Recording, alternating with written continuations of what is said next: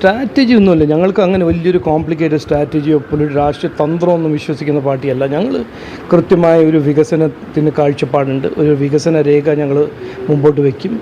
അവസരം കിട്ടുമ്പോൾ ആ വികസന രേഖ ഞങ്ങൾ നടപ്പിലാക്കും. അതാണ് ഞങ്ങളുടെ പൊളിറ്റിക്സ് പെർഫോമൻസ്. അപ്പോൾ അത് ഞങ്ങൾ മുമ്പോട്ട് വെച്ചു. നിയമം, കഴക്കൂട്ടം, അതുപോലെ തന്നെ വികസിത കേരളം, ഒരു വികസന രേഖ ഞങ്ങൾ മുമ്പോട്ട് വെച്ചു. അത് ജനങ്ങൾ മനസ്സിലാക്കി ഞങ്ങൾക്കൊരു അവസരം തന്നു. ഇത് നോക്കൂ, ഈ രാഷ്ട്രീയ സംസ്കാരത്തിൽ മാറ്റം